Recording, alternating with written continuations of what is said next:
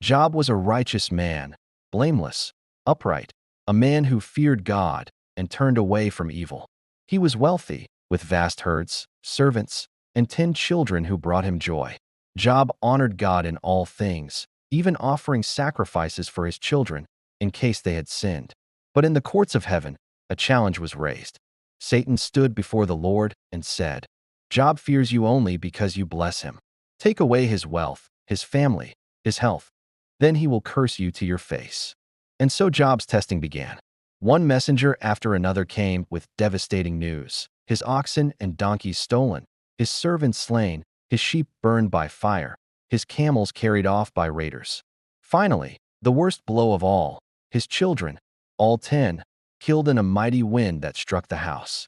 Job tore his robe, shaved his head, and fell to the ground in grief. Yet through tears he declared, "Naked I came from my mother's womb, and naked I will depart. The Lord gave, and the Lord has taken away. Blessed be the name of the Lord." But Satan was not finished. He struck Job with painful sores, from the soles of his feet to the crown of his head. Job sat among ashes, scraping himself with broken pottery. His wife, overcome with sorrow, cried out, "Do you still hold fast to your integrity? Curse God and die." Yet Job replied, "Shall we accept good from God, and not also adversity?" 3 friends came to comfort him, Eliphaz, Bildad, and Zophar. For 7 days they sat in silence, grieving with him. But when they spoke, their words pierced like arrows. They accused Job of hidden sin, insisting his suffering was his own fault. Job defended his innocence, pouring out his anguish before God. "Why was I born? Why does the Almighty allow such pain? I cry for help, but you do not answer." Yet even in his despair, Job clung to a fragile hope. "I know that my Redeemer lives, and that in the end he will stand upon the earth." Then, out of the whirlwind, the Lord answered Job, "Where were you when I laid the foundations of the earth? Who commands the morning and sets the stars in place? Can you bind the chains of the Pleiades or loose the cords of Orion?"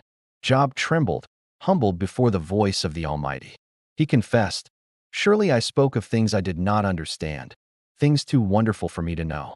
My ears had heard of you, but now my eyes have seen you. Therefore I repent in dust and ashes."